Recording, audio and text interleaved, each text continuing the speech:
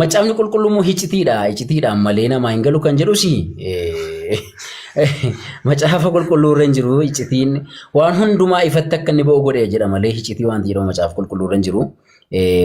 Waan isaan bixxilanii as baasan siyaasa isaan bixxilanii as baasan loojikii isaan uumanii bixxilanii as baasan waan ta'eef waan akkas jedhamu hin jiru macaafni qulqulluu suma kaleessa lallabaa turre teoloojikaalii waamanu ilaalaa turre baay'inaan teoloojikaaliidha macaafichi. Teoloojii keessatti namoonni beekumsa itti fakkaatee babal'isaniitu waan isaan namootatti haasa'an. Baay'ee dhugaa dubbachuudhaaf ani muuxannoo tokkoon isinitti immoo barbaada keessattuu manni amantii Islaamaa hordoftanii tokko burjaajii waan jedhamu jira. Namoonni akkasii burjaajessuu barbaadu macaafni qulqulluu jecha waaqayyo akka ta'e waaqayyo ofii isaatii konfirmeeshinii kenne tokkollee hin qabu. Yesuus illee konfirmeeshinii kenne tokkollee hin qabu. Inni lammaffaan immoo iccitiin macaafa keessa jiru tokkollee hin jiru. Macaafni hiccitiidha jedhamee barreeffame tokkollee hin jiru. Dhoksaa macaafa weedduutaa maal jedhama mootota keessa tudhattanii dubbiftanii macaafa keenya keessa tudhattanii dubbistanii waan hedduu isin dubbisuudhaaf miti dhaga'uudhaaf isin ittiin tolle meeqaaf meeqatu jira. Kanarraan kan hafe namni tokko afaan Arabiffaa gaafa dubbatu dhugaa rabbi kiristaanni baay'een afaan haaraa dubbata. Sababiin isaa waan ergamaan itti dubbate wayisi'a. Namni tokko xinnoomasi afaan Arabaa danda'e jennaan afaan haaraa dubbataa gaa namni dhugaa gaafan jedhu bakka waan hundumaa waan beeku wayitti fakkaata. Kanaaf mucaan kun mooraaliin akka kanatti haasa'a. Waan quraana guutummaa guutuutti beeku si'aniitu kanaaf jala fiigu baay'een isaanii kanaaf obboloonni musliimaa immoo hin dogoggoriina dogoggorsitoonni bara dhumaarra akka isaan jiranii beekamaadha gatii ta'eef warroota akkasiitiin hin dogoggoriina macaafni qulqulluu isa nuyi dubbifnee gara islaamummaatti dhufneedha isa nuyi kaleessa lallabaa turreedha barsiisaa dhufneedha waan ta'eef wanti haaraan hin jiru kanaaf burjaajjiin immoo baay'ee sijammar namni abbaa murtii illee ta'uu hin danda'u kan gaafatamu isa kan deebisu isa kan murteessu isa gadi ta'ee fi kana gidduutti dhugaan isa kami kan jedhu namni madaaluu hin jiru. Kanuma jechuu barbaada. Kanaaf burjaajii akkasirraa baqadhaan isiniin jedha. Deebisuu yookiin gaafachuu qofa illee osoo hin taane baqachuun murteessaadha lafa akkasirraa baqachuun baay'ee murteessaadha. Mikinaatu namoonni akkasii yeroo baay'ee dhugaa namatti fakkeessu macaafa qulqulluu guutumaa guutuutti yoo hin dubbisne ta'e macaafni qulqulluu akkas jedha yoo jedhan dhugaa nutti fakkaachuu danda'a. Sababii kanaaf waan akkasii giddu galeeffannee itti yaaduu qabna jechuun barbaada. Warra akkasiidhaaf gurran kenniina. Abbootii amantaan jettee sadarkaa isaanii ol fuutee fiddee warri kun warra nuti macaafa barsiisnedha. Yohaannis Wangeel bakka kam akka jiruu fi kakuma fafaaraa nama adda baasnee barsiisne abbootii amantaa jechaa artaate namni dhuguma seegaa bakka jedhamu. Kanaafuuti amma gaaffii yoo qabaate asallamtee waggaa fuulduraa gaaffii barbaadde waajii seera qabeessaan gaaffii gaafachuu barbaadde gaafadhu. Deebii kaalitti deebisu moo amma quraanni kabajamaan kalimaa rabbiiti yoonni kalimaa rabbii hin taane hin jedhan kaleessa dubbadheera kalimaa rabbii yoo hin taane waajii dhaggeeffadhu kalimaa rabbii yoo hin taane quraanni rabbii deebi'ee wal ilaalladhee waa danuu kakadheen jira kanaafiyyi si fudhatee dhufe amma immoo tasgabbii wal dhaggeeffatamu taanaani waan biraati kun immoo jechuudha kanaaf kaalid hafixatu waajii jalaa dhaga'i. Oke rakkoon qabu garuu waan hin jedhu mube namoonni tasfiirumallee hin beekne faana mun barsiise yeroo jedhu sallamteen kaleessa. Amma haasaa yoo haasofne gara gaaffiitti adeemamu tole. Gaaffii akkasila. Akkasi malee arrabni amma isaatii kana osoo dhaabbatee. Ayyaatuma ammaa irraati Jibriil kan jedhu arguu barbaadan ayyaan maddoo bira. No ayyee gaafatti miti deebii dhaggeeffadhu deebii deebisaa fi jala keenya dhiifamaa wajjin Ustaaz Khalid amma dubbadhaa. Bakka tokko wayii kenneefiin iyyuu ustaada kootti dabarsan inshallah maaliif jennaan barsiisaa kan qotaa jira waan ta'eef isaan duratti dubbachuu hin ulfaata. Bakka tokko wayii kenneefiin xumura inshallah tole isaanitti dabarsa.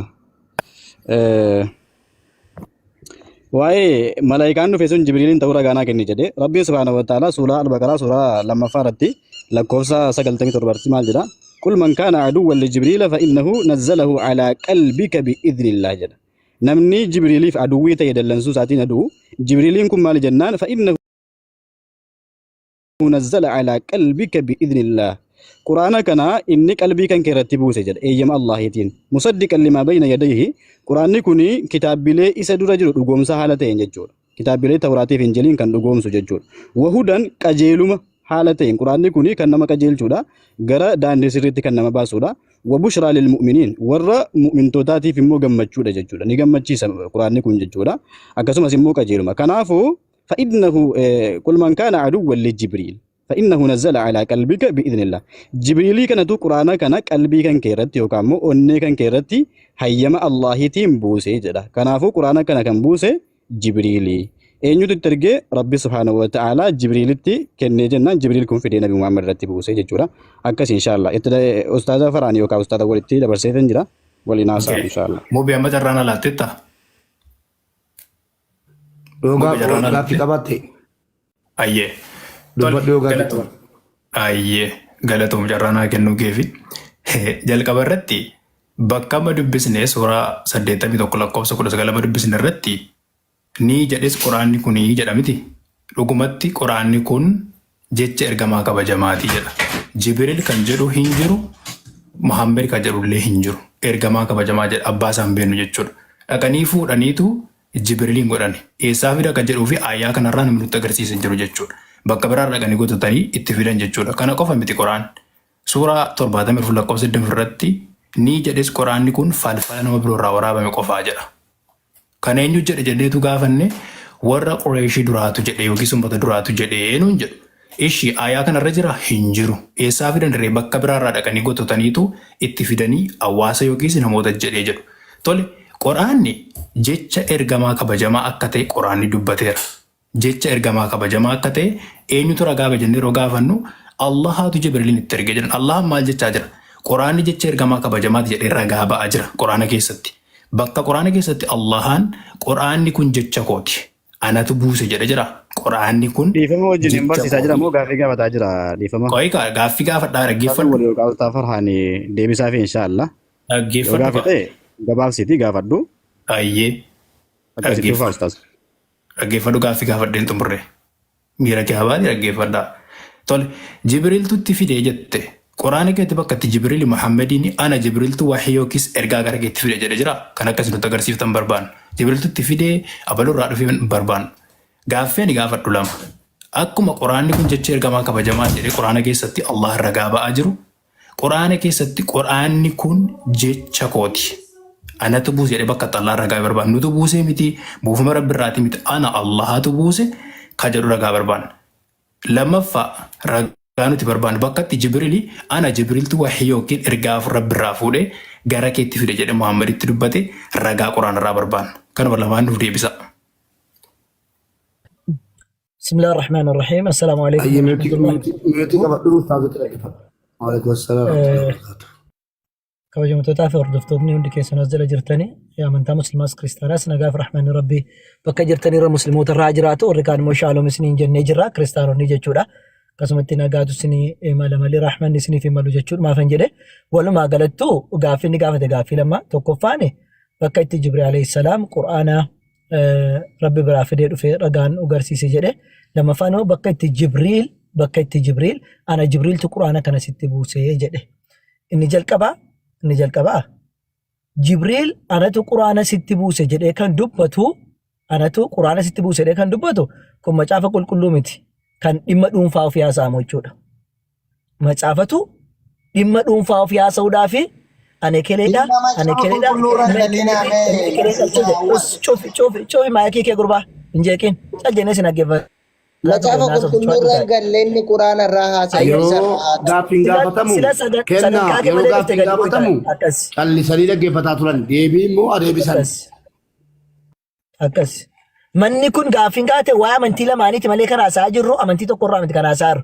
Quraana isin ibsina akka macaafaatti isin dubbanna. Namni kana naan jedhu ta'e immoo bildiribsiisaa goggatee dhaqee rafuu danda'a jechuudha. Maaliif nun kan dubbataa jiru munaazaraa yookiin immoo amantii lamaan irraa haasa'aa jirra jechuudha. Quraanni jecha Rabbi subhanahu wa ta'alaati. Jecha Rabbi irratti Jibriil waa dabaluu hin danda'u, waa hir'isuu hin danda'u. Dhufeetanii Jibriilidha. Ana akkasii gochuu barbaade hin jedhu Nabi Muhammadiin. Otoo akkas jedhamaa Quraanni jecha Rabbii hin ta'u ture. jecha eenyu ta'a jecha Jibriiliin ta'a ture jechuudha. Jibriiltu dhufee waan barbaadu itti himaa jira. An akkasidha, an akkasidha, an akkasidha dhimma isaa itti himaa of beeksisaa jira jechuudha. Rabbiin akka Jibriil isa of beeksisu miti kan itti erge jechuudha. Kan inni itti ergeef jecha ergame qofa ittiin gahi jedhame. Kanaaf bar Ruuhul Amiin kabajamaa amanamaa kan jedhameef kanaaf inni. Maaliif waan Rabbi itti hime qofa geessisa malee ofas tawaawwaquu hin dhaqne. Tole ani ilmee kelee irraa dhaladhee sanyii namaa lakkaa'uudhaan dhaqne inni akka macaafarra jiru jechuudha. Maatiin sun boqonnaa tokko lakkoofsa 18tti akka jiru sanyii namaa lakkaa'uu dhaqne. Quraanii jecha Rabbii qofa waan ta'eef. So Jibriil itti buusuudhaaf Quraana bakka lama sii kenna. Inni tokkoffaa Rabbii subhaanahu wa ta'ala Quraana keessatti gaafa dubbateedha jedhu boqonnaa 26 lakkoofsa 192 kaasee maal jedhee tanziilu min rabbil aalamiin nazala bihi ruuhul amiin jedhe.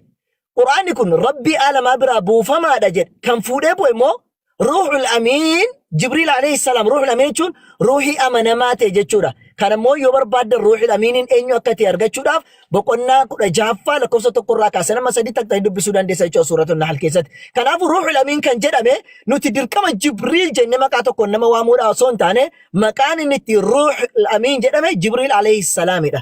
Kanaafuu Quraana kana kan fuudhee dhufe Ruuhul Amiin Jibriil alayhi salaam.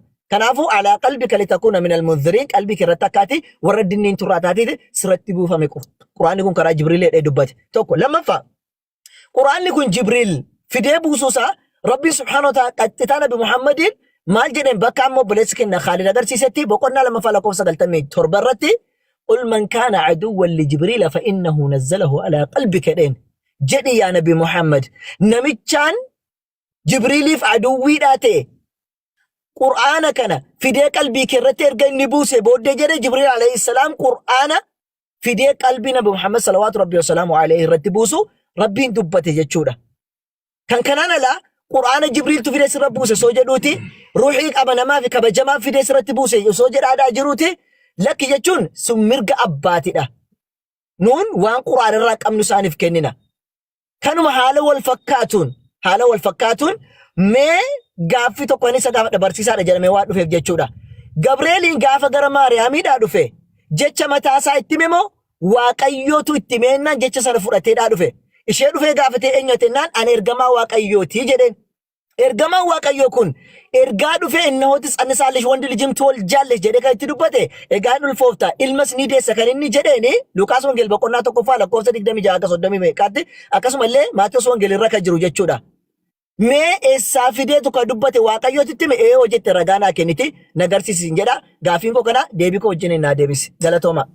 Okay, galatoomi mubee gaaffiin gaafa dalachuun isaan galle fakkaata faraanii fi siin galle fakkaata faraan gaaffiin jalqaba si gaafadde nan kolfe dhugaa gaaffiin jalqaba si gaafadde akkuma Quraana keessatti Quraanni kun jecha ergamaa kabajamaati jedhu Allahaan Quraana keessatti Quraanni kun jecha kooti jedheeraa jedheen si gaafadde. Gaaffii koo sirriitti dhaggeeffatu gaaffii nubatiin deebisaniiti. Quraana keessatti Quraanni kun bakka Allah Quraanni kun jecha kooti. Aanatu buuse jedhe jira. Gaaffiin kun jalqabaa isa kana. Isa kanatti yaadeetiin haa deebisitu gaaffii gaachottas hin fiigin. Dura gaaffii deebisiiti ragaa baasee argisiisaa deemu. Lammaffaa gaaffii ansi gaafadhe. Ana Jibriiltuu ergaa kana Rabbirraa fuudhee gara keetti fide jedhee Quraana keetti bakka itti dubbate qabaa jennaan akka kitaaba biraa miti. Seenaa naasa'uu sanarraa hin haasa'u kanarraa hin haasa'u jette. Quraana keessatti waa'een Ibraahim jira fakkeenyaaf maqaan abbaa Ibraahim jira maqaan abbaa Maariyaam jira seenaan nama tokko Quraana keessa jira maaliif kan Jibriil Quraana keessatti Jibriil maa dubbachuu dadhabere kan warra kaanii yoo ka'eera so amma gaaffiin si gaafadhu jalqabaa ragaa baasiitiin natti agarsiisi dura gaaffii deebisi gaaffii hubadhuuti irra deebi'ee si gaafadha ammas Quraana keessatti bakkatti Allahaan Quraanni kun jecha kooti anatu buuse jedhe jira yoo jiraate ragaa Quraanaa natti agarsiisi lammaffaa ammas irra deebi'ee si gaafadha. Jibriiltu fidee jette. Jibriiltu Quraana kana fidee jette. Ruuhii amanamaarraa dhufee jette. Buufamni isaa ruuhii amanamaarraati jette. Suuraa 26 lakkoofsa 91 irraa kaasaa turte. Maal jedha 92 irratti Quraana akka dubbatutti dhugumatti inni buufama gooftaa aalama hundaarraati jedha. Arabii isaas baaftee yoo dubbiste afaan Arabiffaa isaa irratti Quraana jechuudha Arabiffaa keessa hin jiru. Eessaa akka tifute Quraana afaan Oromootti itti akkasii keessa gootanii isin gaafan. Ayyaata 192 irraa Quraana jecha jedhu as baasaati nutti agarsiisa Arabiffaa irraa. Jecha Quraana jedhu as baasaa nutti agarsiisa. Suuraa 26 lakkoofsa 192 irratti. 193 irratti immoo ruuhii amanamaa ta'een ruuhii amanamaa ta'e isaan bu'ee jedha. Jechi Jibriil jedhu afaan Arabiffaa isaa irratti barreeffamee jiru. As baasiitii ruuhii amanamaa jedhamaree Jibriil kan jedhu achirra jiru. Mee viidiyoo as baasiitii Arabiffaa isaa irraa argisiisiitii jecha Jibriil jedhu lakkoofsa 193 irraati Arabiffaa isaa irraati argisiisi. Ruuhiin Jibriilidha jettu taanaan Quraana suuraa 27ffaa keessatti ruuhiin maal akka ta'e yeroo Muhammad gaafatame deebii Muhammad kenne ragaa baafnee agarsiisuu dandeenya jechuudha. Ruuhii fuutee Jibriilin gochaa waan jirtuuf. Gaaffiin si gaafadhu kana lamaan ragaadhaan naaf deebisi. Itti fufu.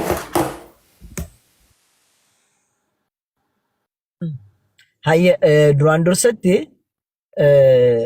gaaffiin gaafatamte deebisuu miti afaaniin kaasuuyyuu sitti ulfaate ani garuu si deebisee gaaffii biraallee dabalee si gaafadha jechuudha. Duraan dursatti Qur'aana jechuun walumaa guutuutti macaafa kana qofa miti. Qur'aanni keeyyanni tokko illee nuuf Qur'aana. Nu muslimootaaf keeyyanni tokko nuuf Qur'aana. Qur'aanni immoo keeyyanni tokko kun ayata Rabbii jedhama. Fakkeenyaaf Rabbiin Qur'aana keessatti boqonnaa 2:41 keessatti walaa tashtaruu bi'aayaati thamanan qaliilaa jedha. Keeyyatoota kiyya jedha Rabbiin subhaanahu wa ta'ala. Aayaati jechuun tokko qofa osoo hin taane keeyyatoota kiyya gatii xiqqoodhaan hin gurguriinaayyuu jedha Rabbiin subhaanahu wa ta'ala. Qur'aanni kun immoo dirqama Qur'aana kanaan Rabbi biraa bu'ee jedhee Rabbi akka dubbatu barbaadde yoo taate kun akka ati jettutti miti qadeemu. Garuu Rabbiin subhaanahu wa ta'ala Qur'aanni kun jecha isaa ta'uudhaan maal jedhe Nabi Muhammad salawaatu Rabbii wa salaamu alayhi boqonnaa 9 lakkoofsa 6 irratti maal jedhe وإن أحد من المشركين استجارك فأجره حتى يسمع جرني جركن أما دفني كلام الله أما جتش الله كنا دبي الله كنا تقاريتي كاباتو برتي كا أيوجد ربي سبحانه وتعالى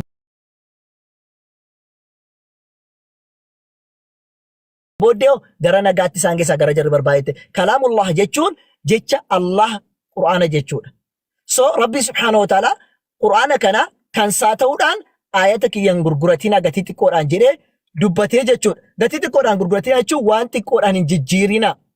Ilillii kanaan hin jijjiirina. Waan namaa kennama damoozaa waa galaan hin jijjiirina. Rabbi subhaanahu wa ta'ala nutti hime jechuudha. Itti aansee gaaffii wal fakkaataan gaafadhaan mee wangeelonni barreeffaman kun Maatewosnatu si barreesse jedheera yookiin Waaqayyoorraan si barreesse jedheera. Luuqaas akkas jedheera. Yohaannis akkas jedheera. Maarqos akkas jedheera. Macaafumti baatamee deemaadhaa jiru eessaa dhufe? Mee bakka hundeessaa tokko wangeela kana Maatewos Waaqarraan si barreesse kan jedhu mititi Waaqarraa barreessuu dhiisi. Anumatu barreesse kan jedhu ragaa kee namnumti anatu barreesse kan jedhu ka Allah dhiisi ka Waaqayyo dhiisi. Mee Maatewosumti wangeela kana natu barreesse kan jedhu tokko fidi. Yohaannis natu barreesse kan jedhu mee fidi. Nama siin jedhe Waaqan jedhe kan Rabbi biraa dhufe hin jenne. Namni illee anatu macaafa kana barreesse kan jedhu jiraate. Namni kabarree anatu barreesse jedhu ragaadhaa fidi. Akkuma gaaffii sila si gaafadhe gaaffii silaa hin deebisne deebisi. Gaaffii silaa maal inni gaafa Gabri'eeliin gara shitti dhufu jecha saamoo jecha Waaqayyo biraa fideedha dhufe jedhee si himeera. Deebisii kenne gaaffii si gaafatu jira. Deebii naa kenniti gaaffii keetti fufi. Yoo si galeessite hin galleessite. Okay. Ammas nama koofurtu dhaggeeffachaa jira. Gaaffiin si gaafadhe si hin galle. Gaaffiin jalqaba si gaafadhe ammas deebiin argan. Hunduma si dhaggeeffachaa jira. Faraan gaaffii an si gaafadhe baay'ee salphaadha. Gaaffii an si gaafadhe sirriitti dhaggeeffadhu. Akkuma Quraana keessatti suuraa 81 lakkoofsa 19 irratti suuraa 69 lakkoofsa 40 irratti dhugumatti Quraanni kun jecha ergamaa kabajamaati jedhu Quraana keessatti bakkatti Allahaan Quraanni kun jecha kooti jedhee ragaa baasinatti agarsiisi. Anatu buuse jecha kooti. Kan jedhu baasinatti agarsiisi. Kanatti kaasaa turte suuraa 9 lakkoofsa 6 amma isaan dubbii Rabbii dhaga'anitti jedha. Amma isaan Quraana dhaga'anitti kan jedhu achirra jechuun Quraana jedhu achirra hin jiru. Suuraa 26 lakkoofsa 192 si gaafadhe. Achirratti jecha Quraana jedhu Rabbii isaa keessa jira si gaafadhe. Baastee dubbisaan jirtu.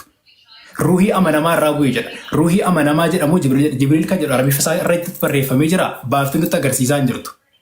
Quraana irraati ragaa as baasiiti otoo gaaffii na gaafattachaa sin dhufin Quraana irraati yeroo nama bira deebi'ee si gaafadha. Hundi keessan dhaggeeffadhaa yookiin nama biraatti dabarsi. Faraan yookiin nama biraaf dabarsi awwaliif dabarsi. Isuma dhuguma gaaffii kana yeroo dhumaaf si gaafadha. Kana booda sin gaafadha deebi'ee. Akkuma Quraanni kun jecha ergamaa kabajamaati jedhu otoo natti gaaffii gaafatachaa natti hin darbin. Akkuma Quraanni kun jecha ergamaa kabajamaati jedhu Quraana keessatti bakkatti Allahaan Quraanni kun jecha kooti. Anatu buuse jedhe as nu baase ragaa. Quraanni kun jecha kooti anatu buuse bakkatti Allahan jedhe as baase nutti agarsiisa Quraana keessa ragaa. Kanuma gaaffiin koo. Gaaffii lammaffaa waa Jibriil si gaafannaani waa Jibriilii fi Jibriil akka hin dubbanne Jibriil akka Muhammaditti hin dubbanne yookiis Rabbi irraa fuudhee gara keetti fidee Muhammaditti hin dubbanne ragaatti hin baane ifa nuu bahee jira jechuudha. Jibriiltuun dubbatee sin turratti dubbate waan ta'eef kan hubannee jirra. Quraana keessaati amma asnaa baasi ragaa bakkatti Allahani quraanni kun jecha kooti ana Allahtu buusi jedhee as baasi nutti agarsiisi. Inni Rabbi irraa buufame inni jecha Rabbiitii kan jedhu nutti agarsiisi ana Allah buusi kan jedhu as fidi jecha kooti. Quraanni kun jecha kooti ana Allah buufate kan jedhu as nu baasi quraana irraa. Tasfiira hadiisa dhiisiti quraanaa yaa quraanaas baasi nutti agarsiisi. Rofa guddisimu bee akka mul'atuuf.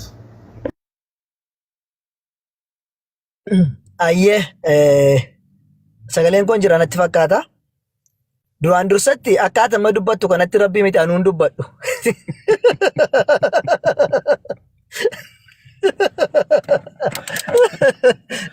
Akkaataa ammaa softeetti Rabbii miti anuun dubbadhu tole. Kana gaaffii lammaffaa itti sifufa. Gaaffiin lammaffaa maal inni ruuhil amiin kan jedhu Jibriil ta'uu isaa ragaa naa kenni jedhe. Ajaa'iba. Hayya. Ruuhul Amiin jechuun maqaa Jibriil alayhi salaam ta'uudhaaf Ruuhul Amiin Jibriil wa huwa laqabu fil Qur'aan. Ruuhul Amiin kan jedhamu maqaa Jibriilidha kan laqabame kan kennameefidha. Maqaa ittiin inni waamamudha. Argitanii? Koppii godhatte sin agarsiisa. Ruuhul Amiin jechuun Jibriil alayhi salaam maqaa ittiin laqabamedha. Tole galatoomi. Kana si deebise. Lamaffaani Rabbiin subhaanahu wa ta'ala Qur'aanni kan kootidha natti buuse kan jedhu ragaa naa fidii jedhe. Qur'aana jechuun maalime? Qur'aana jechuun maal akka ta'e natti himu hiika Qur'aana natti himu. Qur'aana jechuun maal akka ta'e natti himu san booddee nan kennaaf. Hiika Qur'aana kanaa kennu gaafadhaani. Kanaafuu gaaffiinsi gaafadhe sadii hin deebisne amma deebis kan koosii deebisan jira amma tokkollee hin deebisne jechuudha. Qur'aana jechuun maal jechuudha? Qur'aanatti Rabbiin buusinaan jechuun Qur'aana jechuun maali? Hiika sanatti bilisan booddee sii kennaa jechuudha. Waliigallee kanaafuu gaaffiin sadii si gaafadhe naa deebisi. Gaaffiin sadanuu maali? Inni tokkoffaan Jibriil alayhi salaam kun itti wayiti. Jibriil alayhi salaam yookiin immoo Gabrieliin gara Maariyaamitti yeroo dhufeedha jedhu maal itti mee ergaa itti mee sana Waaqayyo biraa dhufe moo eessaa dhufe itti mee? Lammaffaa macaafni ati amma wangeela jettee fudhattu kun mee Waaqayyo mititi Maatiyos illee natu barreesse jedheera. Maatiyos illee jecha kooti jedheera. Jecha kan namaas hin jedhe kan Waaqayyo sun taane namoonni barreesse jette namantan kun Maatiyos macaafni kun kan kooti jechi kun kan kooti jedhee isinitti meera. Luqaasis Maarqoosis warreen kun Yohaannisis jedhaniiru jedhee si gaafadhe tokko hin deebisne amma ammaatti. Kanaafuu Rabbiin subhaanahu wa ta'ala innahu Qur'aanni kuni kan maal jedhe jecha ergamaa kabajamaati gaafa jedhu qawlii jechuun haasaa jechuudha namootaaf akka ifa ta'utti. Haasaan kuni haasaa eenyuti? Jecha kabajamaati. Maaliif jennaani warri Qureeshotaa maal jedhan Nabi Muhammadin sallallahu alaihi wasallam bar Nabi Muhammad majnuunadha inni falfalaadha inni akkasii jedhan inni jennaan Rabbiin subhaanahu wa ta'ala lakki inni falfalarraa hin finne falfalarraa waraaban jennaan lakki inni maraataa maraataadha miti lakki inni shaa'iradha inni walaleessaa jennaan lakki inni walaleessaa miti maal malee Rabbiin subhaanahu wa ta'ala qaliilan maa tadhakkaru xiqqoo ishii sammuun keessan hin hojjetu jedhe akkuma kee kanaan jechuudha. Xiqqoon hin xiinxaltane sammuun keessa hin hojjetu namni waa hin baranne namni waa tokko hin barreessine akkamitti waan isin barreessuu hin dandeenye barreessuudhaa danda'a. Lakki Qur'aanni kun akkas miti inni walaleessaa irraa hin finne inni falfalaa irraa hin finne innahu wanni itti dhufee bakki kun sirriitti akka namoonni hubatanii fi jecha Rabbii ta'uu agarsiisuudhaaf osoo hin taane haasaan dubbiin Nabi Muhammad fidee himaa jiru tokkoffaa seexaanarraa akka hin taane jarri seexaanarraa fidan akka jedhaniif kan akka kee kanaa jechuudha. Ammallee inni falfalarraa fidee waan jedhaniif inni falfala ifa galaadha jedhanii waan warri akka kee kun atawaasau biidhe Rabbiin subhaanahu wa ta'ala warri kijibdu kun walitti dhaamtii jedhe Rabbiin subhaanahu wa ta'ala walitti dhaamtuudha jedhe jal'ina isaanii walitti dhaamu waan ta'eef kan akka kee kun yeroo sanitti falfalarraa fidee saahiradha seexaanarraa barreessa jennaani maal jedhe Rabbiin subhaanahu wa ta'ala lakki inni falfalarraa seexaanarraa fide son taane kan inni irraa fidu innahu laqawlu rasuulin kariim haasaa ergamaa kabajamaa irraati kan inni fidu jedhe ilaal. Bakka kanatti Qur'aanni kuni guutummaan guututti kan ergamaati jechuu osoo hin taane dubbiin inni fide kontekstuaalii waan jedhamu jira yoo barattee taate kontekstuaalii bakka kanaatti gaararraa kaastee dhawa dubbiste kontekstuaaliin akkaataa gabiinsi bakki kun maalirratti dhufee dubbatame kan jedhu gaaraa kaastee yoo dubbattee dubbiste maal jedha jarri maraataadha maraaturraa fidee saahiradha jedhanii ennaan falfalaadha jennaan lakki Rabbiin subhaanahu wa ta'ala inni saahirarraa fide osoo hin taane kan inni fidu maalirraati jecha ergamaa kabajamaa haasaa isaati jedhe. haasaa ergamaa kabajamaati jechuun ergamaan kabajamaa kun haasaa inni gaggeessu haasaadha jechuun bar dubbiin sun burqaasaa kan saate jechuudha miti. Kun haasaa inni yoon jedhe haasaa awwal yoon jedhe haasaa awwal haasee jechuudha malee dubbiin kun garuu kan saa miti. Laal sirriitti badha warri afaan Oromoo sirriitti beektan nama barate faana haasa'an nama seera dhuka dubbii beeku faana haasa'an seera luga afaan Oromoo nama beeku faana haasa'an haasaa ekelee tolan haasaa ekelee dhugaa gootaa jedhu garuu dubbiin sun kan saa miti haasaa fidee kan namatti haasa'u malee jechuudha. Kanaafuu ergamaa jennaan dubbiin dhumateera silumaayyuu ergamaan tun kan ergamee dhufedha kan erge jira jechuudha. Kan erge eessa akka ta'e immoo beekamaadha jechuudha Rabbiin subhaanahu wa ta'ala. Kanaafuu haasaa jechuun haasaa namni tokko haasa'u haasaa jedhama.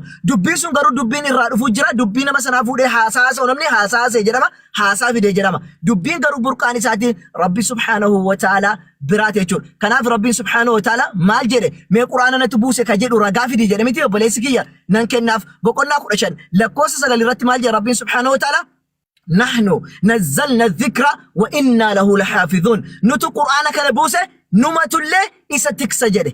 Nutu quraana kana buuse numatullee isa tiksa jedhe. Kanaafuu gaaffii sadii gaafadhee dhiira gaaffii sadii naaf kennu arragaa qubsaa wajjin akka deebiseef nan amana jechuudha.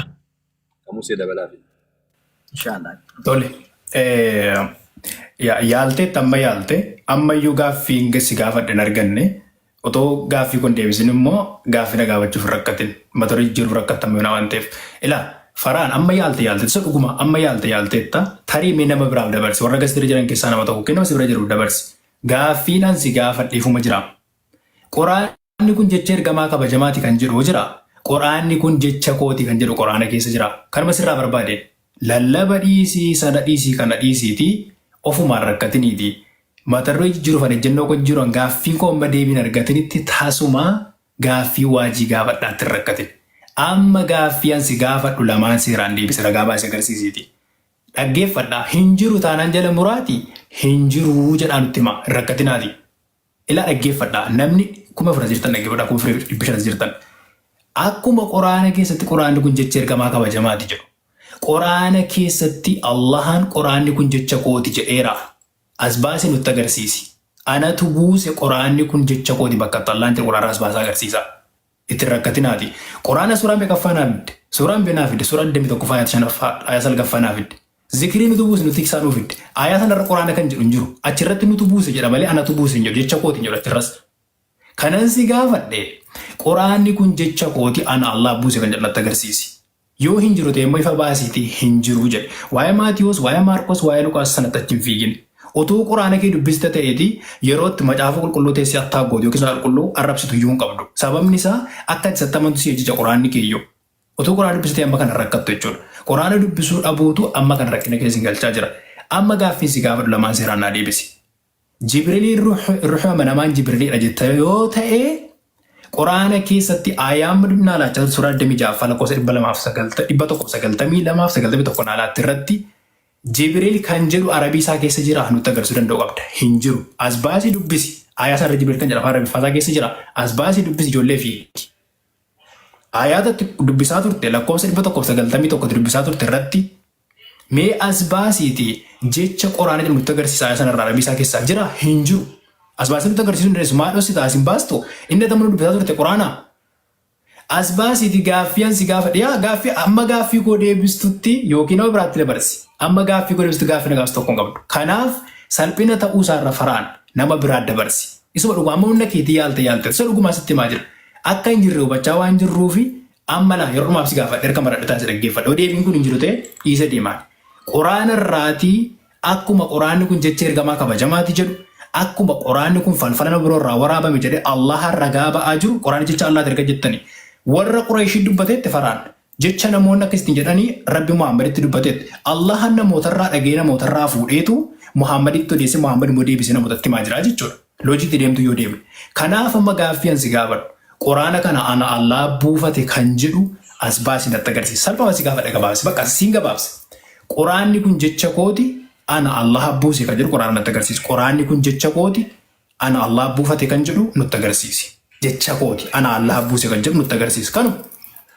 Kanuma si gaafadhe dhaabadha. Amma gaaffiin koo naan deebiinitti immoo gaaffii si gaafadhaa hin yaadin.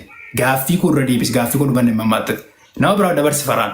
Yookiin awwalii dabarsi yookiin nama keessatti nama tokko dabarsa dhuguma. Sa'aatiin fitiin kaadhiifama sa'aatiin fitiin yeroo meeqa irra gaafatte gaaffii tokko Deebiitu gaafuma arginu tokko yoo daqiiqaa shan haasofte. deebiin hin jiru naan jedhe. Daqiiqaan tokko sigaa rakkoon jiru irra deddeebii sa'aatii meeqa tole sa'aatiin gubiin namoota baay'ee tas jala taa'ee si dhaggeeffataara yaa sadarkaa malee ol dhufte waan taateef faayidaadhaan qabu. Amma namni mooraalii wayitiin maal nama gaafata namni daqiiqaa meeqa deebii deebisuu fi mooraalii maaliitiin fakkeenyaaf seera Musee shanan nama du'eetti hirkisaniitu nama du'eetu barreesse jedhani waa'ee Musee nama du'ee kan haasa'aa jiru waa'ee nama du'ee Museetu barreesse gaafa jedhani Museen kun waa'ee Musee haasaa Museen akkas godhe mooraalii kamiin gaafatta kan nama du'eetti hirkistee matsaafotuun hin tsaafini du'eessatu tsaafe naan jettan qabboolla keessa taa'eeti eessaan Yohaannisin Maatiyos eenyu barreesse hamma manaan deebisne Luuqaasin eenyu barreessinetu barreesse jedhe fidi waa takka hin jiru jecha waaqayyo jedhani sana maatuun si gaafadhe maraattayyuu hin jiru mooraalii kamiin quraana gaafattan si deebisaa jirra bar mooraalii namni koo yoo waan tokko qabaatedha haasawa isinii galee namni yoo baala wayittiin hudduu xaragatu qabaate sooftii namaadhaan nama gaafata baala iyyuu qabu cufi maayikii kee karaa koo keessa seene baay'ee keessa cufatiin cufadhu maayikii kee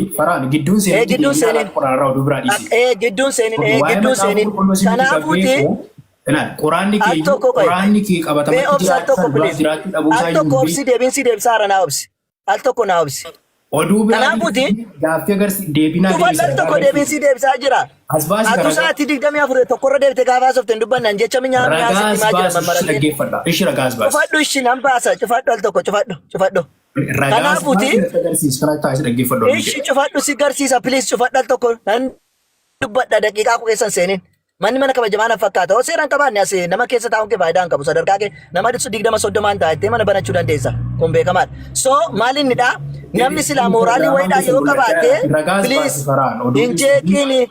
injeeqiin ishi mubaarak mana nuu kennisiisi kataraa kiyya dubbadha innis dubbateeraanis nan dubbadha injeeqiin an gidduusi seeneen dubbanne naati dubbattu injeeqiin gidduu yoo daban qabaanne gadi buuteetu warra kaan ibsina rakkoon tokko hin jiru ragaa teettus agarsiisaa jechuudha kanaafuu cal jedhe saniifu inni jalqabaadha namni gaaffii gaafatame tokko deebisuun itti qaana'uun qaanfii guddaadha macaafa jireenya barbaraa keessaa argadhe jedhu kanaafuuti quraana rabbiin subhaanahu wa ta'ala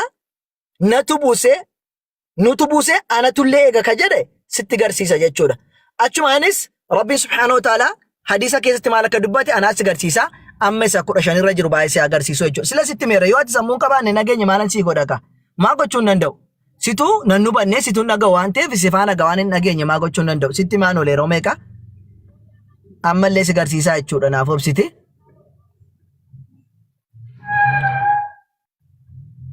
okay mul'ata na fakkaata maal jedha dhugumatti nuti zikrii numatu buusee numatu isa tiksoodha jedhe numatu isa buuse numatu tiksoodha afaan amaariffaatiin እኛ ቁርአንን እኛ አወረድነው እኛው ለርሱ ጠባቂዎች ነን ወሊገለ አከስመ እንግሊፈረትለ እንግሊፋውን ቤክተ ታጥቆሽን ቤክተ ደያዳጋ ወነትን ቤኩ ወላልተሞ indeed it is we who sent down the message i.e. the Quran and indeed we will be its guardian kanafuti Qur'ana kana numatu buse numatulle isa eegaa jedhe rabbiin subhaanahu wa ta'ala kanaafuu quraana akka inni buusee fi akka inni ofiisaatti eegu quraanni dubbatee jira jechuudha kanaafuu mee ati immoo ragaa waan si gaafadhe keessa fide kan biraati hadiisa ergamaa rabbi sallallahu alaihi wasallam si fida hadiisa ergamaa rabbi sallallahu alaihi wasallam si fida jechuudha aya maal jedhe hadiisni kun sahih muslim keessa jira jechuudha 2865 yookiin 2865 keessa jira hin mul'ata otee yoo mul'atu ta'e immoo baanattee laallachuu dandeessa achiiti maal jedha wa anzaltu alayka sirratti buusee jira yaa nabi muhammad sallallahu alayhi wasallam kitaaban macaafa yookiin kitaaba laa yaghsiluhu almaa bishaan isa dhiquudhaa hin dandeenye sirratti buuseedhaan jira taqra'uhu naa'iman wa yaqdhaan raftees taate ciistees yookaa hirriba keessaallee kaatee yoo ati yeroo laaltus yeroo raftus ka qara'uu dandeessu ciistees ta'ee teessees taatee ka qara'uudhaa dandeessu quraana kana sirratti buusee jira waan kana kan bishaan dhiquudhaa hin dandeenye jedhe si galee Kanaafuuti Qur'aanni kun Rabbi subhaanahu wa ta'ala gara Nabi Muhammaditti buuseedhaa jira jechuudha. Kadhumaa tokko sitti agarsiisetaniini gaaffii si gaafadhe deebistaa jechuudha. Yoo kana caalaa waan deebiin qabdu taate gaaffii nuun deebisu taate nama biraadhaaf carraa kenninaa jechuudha. Maal jedha Rabbi subhaanahu wa ta'ala maal jedha sitti? Tanziilul kitaabi min Allahi al-aziiz al-hakiim. Maal jedhe?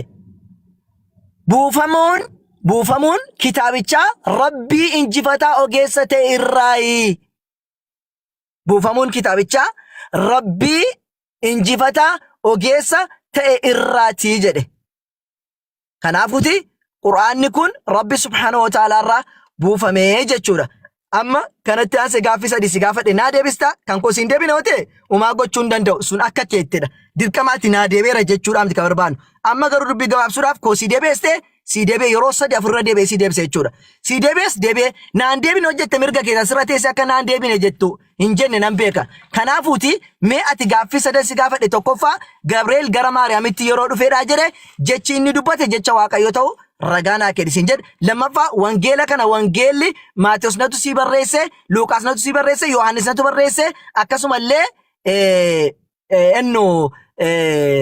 Maarqos natu si barreesse ka jedhu ragaa tokko naa kennisin jedhe.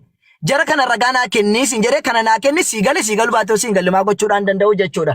Si galee kan Musee si gaafadheera akkamittiin namni du'e tokko macaafa isatu barreesse jedhama. Keeyyaa wanti seeronni shanani erga Museen du'e booddeedha kan barreeffamu. Waa'ee qabrii Museeti kanaa ta'u, waa'ee boolla Museedha kanaa ta'u. Museen boolla keessa taa'ee macaafa barreesse moo? Eenyu barreesse? Du'aa isaatu barreesse moo? Eessaa dhufee barreesse? Inni barreesse du'aarraa ka barreesse ekeraarraa barreesse moo Waaqayyoorraa barreesse? Du'aan macheessa ekeraarraa barreessa malee fayyaarraan barreessu waan ta'eef du'ee Museen barreesse hojjette ekeraarraa barreesse moo Waaqayyoorraa barreesse? Waaqayyoorraa barreesse hojjette ragaa yoo hin taane garuu ekeraarraa ta'uusaa hubannaa jechuudha. Kana sadan ragaa naa kenne galatoomi sin eega. Xurattee taata yaalteetta ammas amma humna keetii faraan amma humna keetii yaalteetta isuma dhuguma amma humna keetii yaalteetta. Anjaqoo mala marsaa lammaffaa irratti sitti mee awwaliif carraa laadhu. Nama si bira jiru yookiin warra gastiri jiraniif carraa laadha yaalanii moonna isaanii faraan. Gaaffii ansi gaafadhe anatu buuse qoraanni kun jecha kooti kan jedhu jira jedhee si gaafadhe. Hin jiru jedhi darbi faraan yeroo kin balleessini. Qoraanni kun jecha ergamaa kabajamaa akka ta'e qoraana keessa jira. Qoraanni kun kan kooti anatu buuse qoraanni kun nama waa beeku osoo ta'e bareeda. Koi Khalid nu gidduun dubbatin. Khalid please hin jeeqe. Danda'an jiru gaaffii illee deebisaa hin jiru. Khalid gidduun seeni. Khalid gidduun seeni. Sa'aatii gubaaraa barru wanta gallee wajjin nan gaaffii kun deebiin argatin yoo deebisaa hin jiru hin baqataa jira waan ta'eef. Deebiin jiru jedha. Khalid gidduun seeni dhaggeeffachaa ture yeroo naasaa ture gidduun seeni. Nama biraa galcha. Haqiimii isaa malee ol galee waan ta'eef. Mana jeequmsa akka ta'e garuu nama waa rakkate jeequu hin dandeessu. Dandeettii isaa malee ol galee waan ta'eef nama dandeettii qabu galchaa. Oke, Mubarak. Namoota ti Quraanarraa deebisuu abbootii amantaati yookiin ulamaadha jettee fidde beekutti itti warra kana minjeesse. Oke, nama gaaffii nu deebisu nu galchaa. Waaji gaaffii kun deebisa moo deebistu? Si gaafadhii xumuru gaaffii kun deebii laanne maal la gaafatta? Si deebisneerra si hin deebine taanaan ati dhiisi namni biraa gaafatu bakka si gaasi namara si beeksisnaan ageeffadhu. Waaji barsiisaadha jedhanii si fidanii miti. Silaa ilaali barsiisaa koteelee si fidee miti. Silaa nuti si gaafachuu qaba ture. Waa'ee quraanaa beeka jedhe waan ta'eef dhaggeeffadhu. Haasaa jammarte kan nama biraa wajjiniin ati nama biraa nu golchaa nama biraa nu golchaa jetta. Dhaggeeffadhu sitti nima. Ilaali. Bakka si gaafadhuuti barsiisaa koteelee si fide gaafatamuu barbaadu ati barsiisaa miti ganaa barataa iyyuu hin taane. Carraa nama biraaf kenne. Carraa nama biraaf kenne gadi hin deebisne. Carraa nama biraaf kenne. Kiristaanni biraa gashina gadi bu'i bakka faayidaan qabdu. Manni kan keeti moo? Faayidaan qabdu. Naan deebee jettee akka saree maraatu nama hundee lakka faa'al ta'uu namni si. Ilaali maaltu jira beektaa waan sitti malaali. Kan nama hundee lakka faa'alu saree maraatudha. Inni sareen fayyaa qabu nama tokkollee taatu ciniinee deema malee wannan jedhu. Kanaafuuti si deebiseeraan yoo si deebine maraatu yoo ta'e nama hundee ciniinuu barbaadde yoo ta'e faayidaa tokko qaba akka gootu yoo dandeesse quraanni si deebi'eera. Furatus Yesus deebinaa deebisisin jedhe deebisa moo deebistu? Hin deebisa moo deebistu? Hin jiru deebiin kana. Hin deebisa. Asii deebiseera furachuun mirga kee dhiisuun mirga keeti. deebis. Ayyee manni kun seerri nuuf akka kabajamu Mubaarak yoo jiraatte nuun deebii tokko tokkoon agarsiisnee deebisneerra. Karaas nan jeeqin bakka amma karaas siin deebine miti gadi bu'iti namni biraa seenu bakka rakkoon tokko hin jiru siin deebine miti siin deebine deebisuun dandeessu. Ilaali. Deebiin hin jiru namni waan qabu namaa kenna Mubaarak kan tokko siin dhugaa kee jette waan qabdu nu kennu yaaltette garuu waan ati qabdu waan qabatamaa miti. Kanaaf dhaggeeffadhu kaa'ee waan jiru quraana keessa waan jiru sitti himneerra siif yoo si galuu baate yoo wallaalte nama biraa nama galuufitu jiraatti gadi bu'i ati gadi bu'itti namni biraa gaafatu malee dirqamaata asirratti beekamte argachuun qabdu bara sirra taate faayidaa hin qabu. Mubaarakiin mana kenneera amma Mubaarak mana nu sirreessi dhiifama. Kanaafuu nama gaaffii godhe amma kana godha uummata keenya wali gaaffii koo naaf haa deebisu yookiin arabiin naaf haa deebisu. Bakka. Amma gaaffii koo al tokko dhiifamaa wajjin al tokko dhiifamaa wajjin dhiifamaa wajjin gaaffii koo garuu deebiin barbaade. Ayyee akkana goona qaama. Ani kaleessas dubbadheera. Kaleessas dubbadheera. Baasheen ergamee natti ergamee dhufetee ofiin dhufetee akka dhufetti dhufeera. Quraanni jecha kabajamaa ergamaatii ka jedhu ergamaa jechi jedhu ergamaan ergamaadha kan erga jira jechuudha. Kuma Ustaaz Faraan ibsanitti. Akkasitti hubadhee akkasitti qara'ee akkasitti qabadhee jiraan. Aan akkasumaan itti uffadha. Obboleessoo ati kan naaf feeruu dhufte galatoomi. Affeerraa keetiif galatoomi achumatti waan fixatti fixadhu gara kootiin quraanni ani itti amanaa jiru quraana rabbiiti kalimaa rabbiiti jedhee itti amanaa jira. Akkasumaan itti fufa dubbiin dhumatte deebiin ragaa wajjin deebi'e ana na quufseera. Tole bobeeko sin jaalladhaa sin kabajaa. Yoo dandeesse si gaafate deebisiin jedhiin Mubaarak yoo danda'e isa gaafatame haa deebisu yoo dandeenye nama biraaf carraa kenne isa gaafatame nu baadiyyaa. Miuti qabadhu ta'i. Ati gaaffii kana nan baradheettedha. Kaleessa nan beeka jette. Hadha immoo nan baradhee jette. Ragaan fidannee isa siin jedhe bobeeko ragaan fidannee isa siin jedhe jecha ergamaa kabajamaati kan jedhu dhageesseen kaane. Ragaan dhaggeeffadhu. Ragaan ustaazonni dubbatanii ol waan nan beeku hin jiru. Dhagahee waan hubadhee hubadhe kaleessas nan beeka akkuma beekuttan argadhe. Walumaa galatti wal tuttuquun wal intanachuun hin barbaachisu. Abbaan barbaade waan barbaadetti amanee ajiraatu hundaa kan uume rabbi. Dhumatee irratti fakkaata gaaffii waajii gaaffii gaafanneerraa deebii nuu kennisiis jedhanii yoo dandeesse deebii deebisiif. Lakkii yoo jette mirga keetti asin giddisiisu. Dhumatee gara kooti. Galatoomi mubee. Jalqabarratti. Gaaffiin koo bakka san ayyee. Itti xumura dhiyaata kee mubee. Sorry itti fufi xumura. Isin abbootii amantaati xiqqoo wal tuttuquun hin taatu nagumaan haasofnee nagumaan ragaadhaan haasofnee suuta jennee tasgabboomnee isinirraa waa barannanu. Abbootii amantaatu waa barsiisa. Namni waa irraa baratu immoo namni 4,500 nama 5,000 jechuun nama laafaa miti nama danuudha waan taajjabu qaba. Kanaaf gaaffii koo naafa deebisu yoo danda'ame gaafadhu ana dideera jedhani. Yoo sitti tole deebisi. Lakki yoo jette mirga keeti. Garuu waan kaleessaa irratti abbaan hubate hubateera waan hubachuu qabu hubateera. Ragaan sinii fida. Ana ofii kooti dandahee akkasitti quraana keessa galee gatiin deebisuu hin dandeenyeef balleessuus gatiin hin barbaanneef kanaaf waame gara kootiin xumuradheera. Gara keessaniin immoo ustaazni waan si gaafatan qabu yoo sitti tole deebisiif yoo sitti hin tolle gamanumaan nagaatti waliin jennee yaadaan baana. Galatoomi mubee jalqaba irratti namni dura gaaffii gaafatame deebisuu danda'u qaba. Namni gaaffii gaafatame deebisuu hin danda'u taanaan otoo gaaffii hin deebisin gaaffii gaafachuu hin danda'amu. Gaaffii irratti gaaffii hin fudhatamu waan ta'eef jalqaba sana sirreeffachuu qabu yeroo taanuuf. Dhugaadhumatti gaaffii ani gaafadheef deebiin hin argamne. Boolla meeqa lixee yaalaa ture deebiin hin jiru jechuudha. So na xumursiise abdii gidduun seenii naasin dhaggeeffadhaani maal taatanii maa wachuu mana ijoollee godhaaqa. Manni mana mubeeti. Ani buu barbaade hin bu'a ani warri as jiran ustaazota kooti. Konkuluuzinii kennuu hin danda'u inni kan gaaffii gaafate si'i deebiin si'i deebi'eera erga ta'e deebii kan deebi'uu danda'u yoo ta'e yaa deebisu kanaa achitti immoo quraana irratti konkuluuzinii kennuu hin danda'u inni yookaan immoo yaada kennachuu hin danda'u. Gaaffii kan gaafates deebiin keessi deebi'eera. Gaaffii gaafachuu tasumallee deebii gaafatame deebisuudhaan ala quraana irratti yaada kamuu kennachuu hin danda'u. Gaaffiin kee gasii deebi'eera ta'e nagaan bula. Salaamu alaikum. Yaada keef galatoomi abdii gobas guddadhu yaada keef galatoomi deebiin hin deebine gaaffiin gaafadhee lamaanuufu deebiin tokko quraana keessas hin jiru hin deebinu dhumtu dhaggeeffachaa ture. Okay. Boriifu yoo gaaffii deebistanii dura gaaffii deebisaa lafa kaana minaa deebiraa saniin jedhu gaaffii nama gaafadhaa darbaati. Kan biraan deebii qabdamoon qabdu konkuluuzinii quraana irratti kennuu hin dandeessu siin jennee macaafa kee irratti kennuu malee deebii qabdamoon qabdu waan si gaafanne. Waan si gaafanne deebii qabdamoon qabdu waa'ee quraana tokko haasa'uu mirgaan qabduu hin dandeessu illee hin gaafatti gaafataa malee maabiraarraa kennuu hin dandeessu ati. Ajaja sirraan fudhu. Saniifuu deebii gaafatamte hin deebista moo deebisu macaafa qulqulluu kee irratti kennuu dandeessa ibsa kennu macaafa kee irratti. Dhaggeeffadhu kaa dhaggeeffadhu akkasiin jedhee dhaggeeffadhu meessuu ta'e.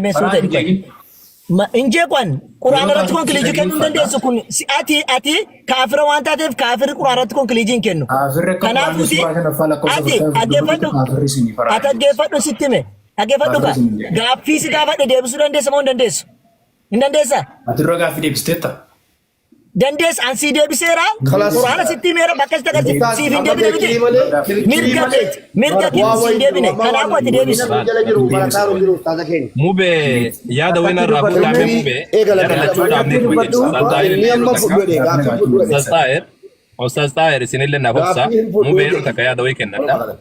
Waajiin illee hadiisuu safaraan illee dhoowwee jira siyyuu yaada xiqqoo isiitii jechuudha. Wannan jechuu barbaade waan inni gaafate Quraanni ergamaa jecha ergamaati kan jedhu akkamitti hiiktanii jennaan safaraan baasee itti mul'isaa ture. Jibriil ar-ruuhul amiin kan jedhu akkamitti fuutan jennaan maqaa Jibriilii kuni Quraana keessatti jedheeni ragaa itti mul'isee jira. Rabbiin ufitti hirkisee jira jennaan keeyyatoota kiyya ka Rabbiin jedhu ufitti fidee jira. Jecha Rabbiiti jedhaa jennaan jedheeni jira. Sirratti kan buuse jedhu fidi jennaan kunoo hadiis al-Qudsi keessaa kan Nabi Rabbi sallallahu alaihi wasallam hadiis al-Qudsi jechuun Quraanan alatti Quraan hadiis al-Qudsi ka jedhamu jira. Sahih Muslim keessa haasaa Rabbiiti subhanahu wa ta'ala hadiis al-Qudsi keessa ani kitaaba sirratti buuse kitaaba kana jedhee Quraana ani sirratti buuse jedhee kan Nabi Muhammad Rabbiin subhanahu wa ta'ala dubbateetti fidee jira. Okay. Jecha ergamaati ka jedhu ammoo ergamaa jechuu ergamaan eega jecha isaa jedhame haasaa isaa eega jedhame ergamaan ufiin hin dhufu. Ka erge qaba ergamaan eenyu akka ta'e dubbatee ni jira. Tole kana hunda dubbanne tayyib. Amma isa kana erga dubbannee geessine Ustaz Farhaan gaafii sadii qofa gaafate gaafii sadiin sanniini yoo danda'e deebisu yoo hin dandeenye ammoo haa dhiisu rakkoon qaba. Fudhadhus dhiisus. Fudhadhu nuyyuu hagalu dhiisu. Nuyyuu hagalu dhiisu sirraa yoo haqee baluu dhiibnu. Deebisuudhaaf yaalii waajjira. Akkuma nuuni siif hin deebine jette si deebi'ee ati deebisime. Qaxalee awwal qaxaleedhaati. Ilaali gaaffii lamaan gaafadhe sadii sin gaafadhe. Afuris gaaffii lamaan gaafadhe. Maal eebada malee gaaffii eebada wallaahi. Wayaata wal bira teessoo waliin gargaartanii kanarratti gargaaruu. Ani gaafadheef amma deebii argadhutti gaaffii. Kiristaanni akka deebii hin qabne asuma raawwadhaa. Namni kun shani kiristaanni deebii akka hin qabne. Walumaa galatti dhaggeeffadhaa jara keenya. Walumaa galatti deebiin dhaggeeffannee. Oke, Tahir dubbatin ame. Assalamualaikum warahmatullahi wabarakatuh. Warra muslima keenyaas dhiifama wajjin dura gaaffii koo deebina dura ka'a gaaffii gaafadha erga naa deebistanii booda. Dhumateera kanas. Asirratti yaada takkatti qofaan qaba. Yoo eessaayyuu buutanii deebitanii waajiini hin fudhuudha natti fakkaata. Hin fudhu gaaffii kun an الله يبارك فيك ويتفاخر يعني ويتفاخر بهذا دعه. نعم أنا فهمت يعني أنت كتي هذا تكتين كبا أبوليسي كنا نبني تقفى قرآن مر منذ رايو قرآن بيكو كبا قرآن الرامر منوان التمر منكبو مالف جناني توكو نبني قرآن مالك كتبيكو كبا كتاب مالك كتبيكو كبا أبوليسي كنا غافي غافتي أستاذ فرحان دبي كوبسا كنه فجرا نانتهو يوجده أنا مونت أنا سره بديت ننجده waan obboleessi keenya Farhaan deebisaa fi jiru inni dhaggeeffachuutti hin jiru.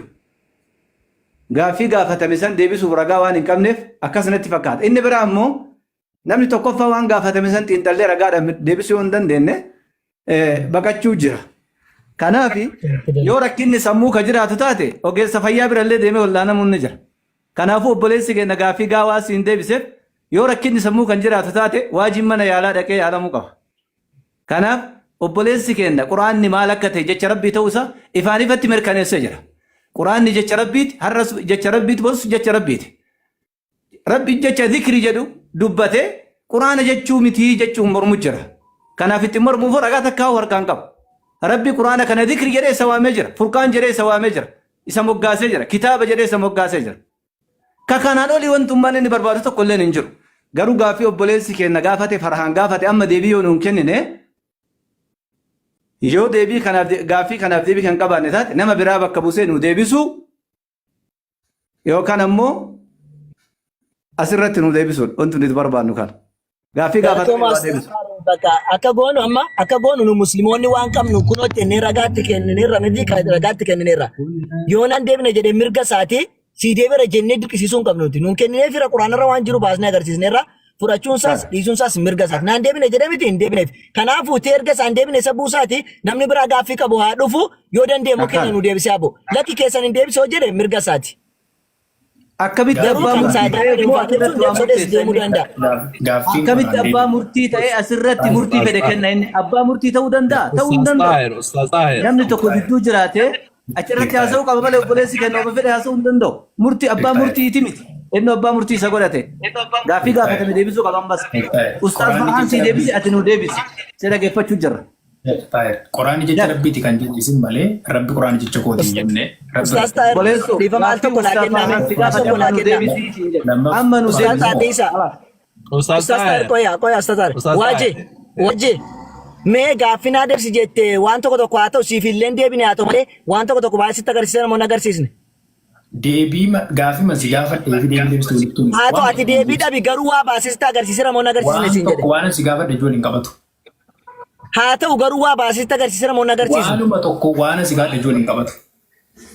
Waliin qabatiin garuu waa baasisitti agarsiisan moo agarsiisne siin jedhe. Manaan deebisitti maalan godhan noon argina waan naa deebisa. Kanaafuu garuu waa baasisitti agarsiisan miti waan wayi. Maalan godha gaaffii qof deebiin arganne. Bakka kanaafuuti ani waa baasisitti agarsiisan miti akkuma kanaatti mee waa baasisitti kee kiyaan agarsiisin deebina rakkoo qabu. Siin deebine ati wooma baasii nutti agarsiisi macaa kee keessaate. Waajjin macaafa bira kennan hin du'aa bar. Antu nu beekaa baasi. Baasii macaafa kee nu agarsiisi rakkoo maal qaba kunoo maal silkii maal nu agarsiisa macaafa nu agarsiise. Akkuma ani waan hin taane jette miti isti waanuma hin taane sana baasii natti agarsiisatti. Waanuma hin taane sana gaaffii si gaafadhe yumeerra deebii dubbadhume dubbii gabaabaa dhiisi. Gaaffii ma si gaafadhe sadannaa ibsiti bu'i bakka dhiisi deebiin barbaadu. Gaaffii si gaafadhe sadannaa ibsi bu'i. Dura gaaffii koo deebisi. Gaaffii sadan gaafadhe qofa ibsi bu'i maaliif si gaafadhe mee? Agartee gaaffii si gaafadhe yuun beektu ati inkaan deebii miti gaaffii si gaafadhe hin beektu. Gaaffii ma si gaafadhe sadinaa ibsi bu'ii siin jedhe. Jara keenya bakka yoo walii galuu hin danda'amne.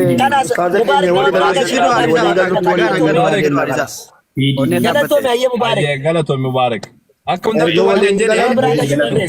Erga walii galuu maal goona walii galuutti walii galee itti rakkatina. Akkasii Mubaarak mana kee xumuri namoonni as jala jiran ni beeku arganiiru amma bakka deebisne namoonni maal akka agarsiisan arganiiru inni naa deebi'ee hojjechuu baates uummanatti argeera nuti uummanni arguu malee dirqama nam tokko naa deebi'eera akka jedhu miti. Hin jirullee namni kamuu malee saniifuu galatoomii ati mana kee xumursiin gaaffii biraa qabaatoo jiraate jechuu dandeessa gaaffii biraa nu haa gaafatan rakkoon hin jiru isa buusitti nama biraa galchi. Barsiisaan kiristaanaa isaan biratti jabaan kun akkanarraa deebii dhabee cinqamaa kun barsiisaa isaaniiti barsiisaa isaan nama guddaa dhiyeessuu akka hin dandeenye namni kun isa ilaala. Namni kun Mubaarak xumuri Mubaarak xumuri mana kee.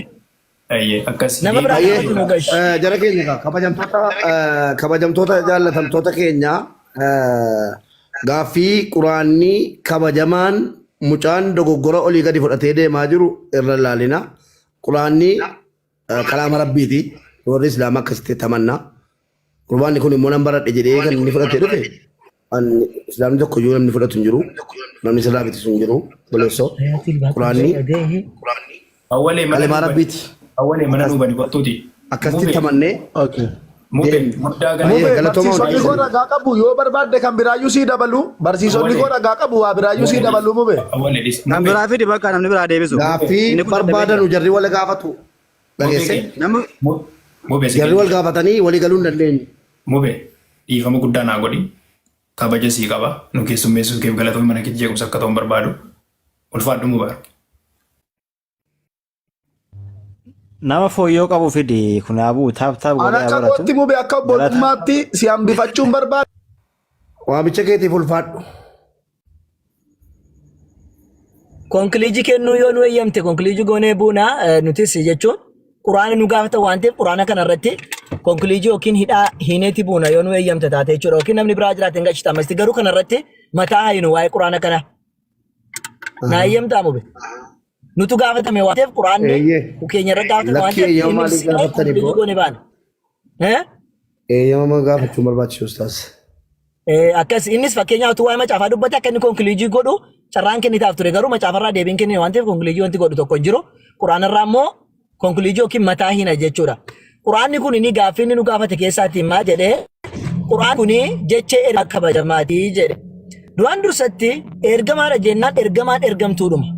Eessumattuu ergamtuun ergamtuudha. Nama isa ergeetu jira jechuudha. Kanaafuu ergamaan ofiisaatiin waa dubbachuudhaan hin danda'u. Fakkeenyaaf akkuma Yesuus Kiristoos an ofii kootii waa tokko gochuudhaan hin danda'u jedhe. Akkasuma dubbiin ani dubbadhu kan koosoo hin taane kan isa na ergeeti jedhe. Yesaxeenyin qaal saxichaallu akka jedhe. Jecha ati dubbiinaa kennite ani isaaniif kenneera jedhe Yesuus Kiristoos Yohaannis Wongeel boqonnaa 12:44 irratti kan inni dubbatu jecha naa kennite ani isaaniif kenneera waan jedhu ergamaa waan ta'eefidha ofii isaatii dubbachuu hin danda'u. እናንተ የምትሰሙት ቃል የኔ ሳይሆን የላከኝ ነው ጀደ ዱቢ ሲናጋ ጅርተን ከን ኮሶን ታነ ከን ሰነ ኤርጌቲ ጀደ ኢየሱስ ክርስቶስ ከናፉ ኤርገማ ደጀነምናን ኤርገማን ኦፊሳት ይዋዱባችሁ እንደንደው ኤሳፍ ዱባታሬ ዋቀዮራቲ ፊዴ ዱባታ ማለ ጀቾ ከናፊ ጀቸ ኤርገማ ረቢቲ ጀናን ቤከማን ኤርገማን ይተርግ ዋቀይ ተርግ ዋንቴፍ ቁርአን ኩን ጀቸ ኤርገማት ጋጀ ኤርገማን ሱ ዶት ፊዲያ ሰው ቀባ ጀቾ ኦፍራ ዳሚቲ tokko lammaffaa bakka kanatti ergamaa jedhame wanti dhufe gaggabaabsee isinitti himuufidha. Wanti inni ergamaa jedhame sitti dubbiin kun maaliif jecha Jibriil jedhamutti barbaadame yookaan immoo jecha Nabi Muhammad maaliif jedhame fakkeenyaaf tokko kan 69 irra jiru kan Nabi Muhammad jedhame kan immoo 81 irra jiru kan Jibriil jedhame. Inni Nabi Muhammad sallallahu alaihi wasallam ergamaadha kan Nabi Muhammad jedhame Nabi Muhammad lakki inni maraataa miti inni akkas gochaa miti inni falfalaadhaa miti.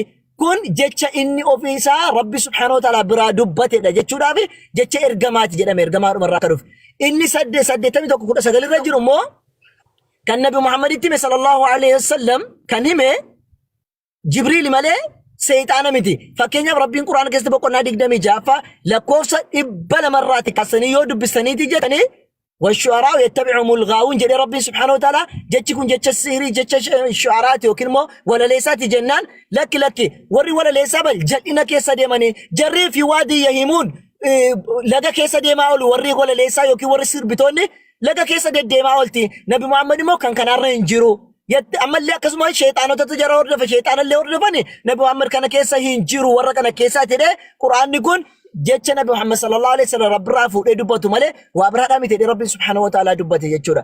Kanaaf Qur'aanni kun jecha Rabbi subhanahu wa ta'ala isa biraa buufamedha. Kanaaf Qur'aanni kun dhikrii jedhamee illee amma dhikrii jechuun Qur'aana Rabbi subhanahu wa ta'ala nurra buuse kana jechuudha.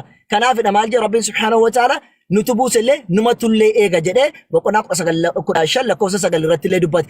Waan isin ajaa'ib akkasuma Rabbi subhanahu wa ta'ala boqonnaa 41ffaa keessatti lakkoofsa 41-42tti too dubbisne baasee isin agarsiisa ishee kana isin agarsiisetaniin Qur'aanni kun eessarraa akka buufame mee isin agarsiisu jecha eenyuu fi eenyurraa akka buufame jechuudha. Kan inni amma hin jiru jechaa oole jechuudha. Isin agarsiisa maal jedha inna alladhina kafaru bidhikri lammaa ja'ahum jedhe warri kuni inna alladhina kafaru yeroo warri kafaran kan akka waajii fakkaatan kaafironni kaafira beektanii kaafira kiristaanonni jedhamu quraana irra hin jiru kaafira mormitoonni jechuudha warri akkasii bidhikri yeroo quraanni jaratti dhufeedha jedhee daale inna alladhina kafaru bidhikri lammaa ja'ahum yeroo gara jaraatti dhufeedha jedhee jarri kun shedhanii warra fudhataniidha miti ishin jedha akkan jenne duruyyuu hin beekna jarri mormitoota akka ta'an wa innahu bari quraanni kun lakitaabun aziz kitaaba mu'ataateedha shannaafi yoona matsaaf ነው سنيقالي مؤتا كانتيدا لا يأتيه الباطل قرآن كان بودمو لا يأتيه الباطل وانتي إسا كجيب سيسو توكوين نفو غرفون دراتيس تي بودي إسا رانيس وانتي نفو توكوين جيرو إسا رانو فرنان تنزيل كان بوفا ميدا من حكيم حميد ربي سبحانه وتعالى حقان حكيمته ربي سبحانه وتعالى أوجيسته ربي كان الرا كان بوسا مي laal akkasumallee faarfamaa kan ta'e irraati kan buufamedha jira quraanni kun jechuudha. Ogeessa faarfamaa ta'e irraa buufamee jira quraanni kun. Waligalee kanaafuu quraanni Rabbi subhaanahu wa ta'ala aalamarraati akka buufame Rabbi subhaanahu wa ta'ala quraana keessatti nutti dubbatee jira jechuudha. Kanaafuuti quraanni jecha Rabbi subhaanahu wa ta'ala biraadhaa buusame wanti kanaan ala ibsamu tokko hin jiru. Gaaffii nuti gaafanne kanaaf immoo tokko namni nu deebisu tokko yoo jiraate nuuf haa deebisu. Gaaffii sadii gaafadhe yoo jiraate kan kana alaa garuu namni gaaffii gaafachuu barbaade gaafachuu danda'a. Deebisaa fi karaa deemna. Dhaabbannee yeroo itti haasofnu hin qabnu nuti akkasumatti wanna jennee dhaabbanne malee inshallah deebisaa fi deemuu dandeenya. Abbaan fedhe gaaffii qabaannaan karaa deemna. Ustaaza walis jiranii anis nan jira rakkoon tokko hin jiru. Waan gabaabduu dabaluu barbaadeetanii wanni gabaabduu an dabaluu barbaade waan guddoodhaa miti. Namni tokko gaaffii gaafachuudhaa fi mooraalii qabaachuu qaba yaa jara keenya. Mooraalii qaba. Fakkeenyaaf amma ani rabbiin tokko yoo jedhe dhufee nama rabbiin tokko hin jenneen kiristaanaan mormuu danda'a. Ani sa'atti amanaa yoo sa'a waaqa jedhe fakkeenyaaf warra hindoozimii ta'a. Sa'a keessa rabbiin buufate sa'atti sa'a waaqa jedhaa dhufe kiristaanaan mormuu hin danda'u. Maaliif jennaan mirga hin qabu mooraalii hin qabu waan ta'eef.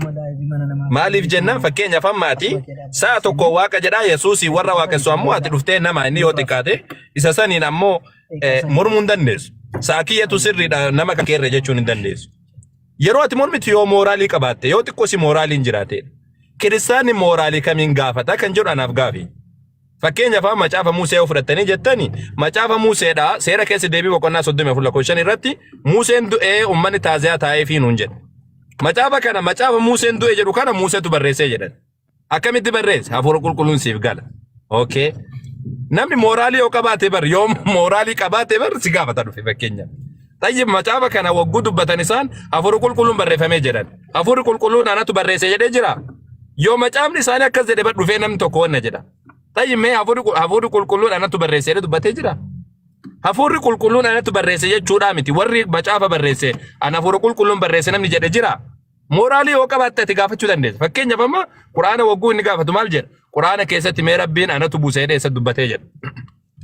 Itti finna. Lakkii kanaa miti kan barbaadu. Maal barbaadu? Kan barbaadu Quraana kana anatu buuse. Akka hin jedhu kana dubbachuu qabaa jedha. Okay. Anatu buuse Quraana kitaaba sirratti buusee jedha. Sirra buuse kan jedhu jira. Jira jenne itti finna. Anatu buuse kan jedhu jira. Jira jenneen. Ofitti hirkisee jira jecha kiyya jedhe keeyyata kiyya jedhee jira jenneen. Ayata kana hunda itti finne. Tayyib kana hunda wagguu dubbannu ati mormuudhaa fi mooraalii qabaachuu qabda. Kiristaanni mooraalii macaafa bar namni du'e Museen du'e jedhee kitaaba himu Museetu barreessee jedhe warra amanuu bar. La hawla wala quwwata illa billahi al-aliyyil azim. Macaafa Museen du'e jedhee bar gilsiidhaan awwaalame Museen du'ee jira Museen taaziyaa isaaf ta'an isaaf bu'anii jiran jedhee kitaaba sitti himu Museetu barreessee jedhan giddiman. Abadan Musee barreessee jedhanii qabatan akkasumatti.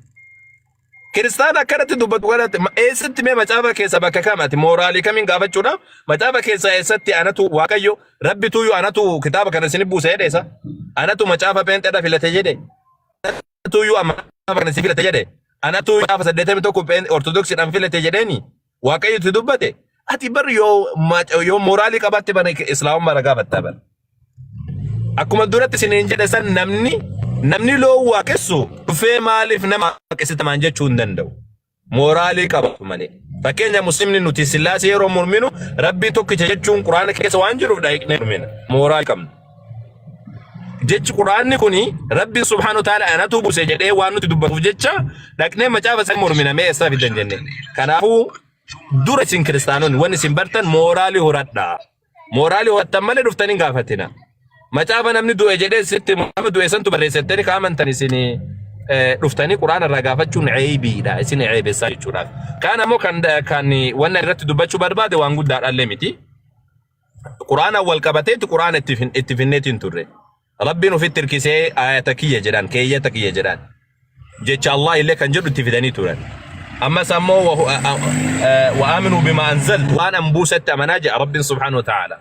آتا براك يا عبادي الذين آمنوا يا قبروتك يا ورآمنتن إن أرضي واسعة دچينك يا بل أنا قفا قبراجن ربين كتتا ست دبت كتابني الدنيا كان كيس جرو كيسا كتابني كتتا Zalaaqi sitti dubbatu Quraana malee hin jiru bara. Macaafa kiristaanaa bira dhaqi. Waaqayyo akkana jedhee nama sitti hima malee Rabbiin subhaanahu ta'ala qajeelee sitti hin dubbatu. Seena sitti hima. Waaqayyo akkana jedhe, Museen akkana jedhe, maali akkana jedhe, maali akkana jedhe. Hatta wangeela Maatoos keessa hodhaite wangeela Maatoos boqonnaa 9:9.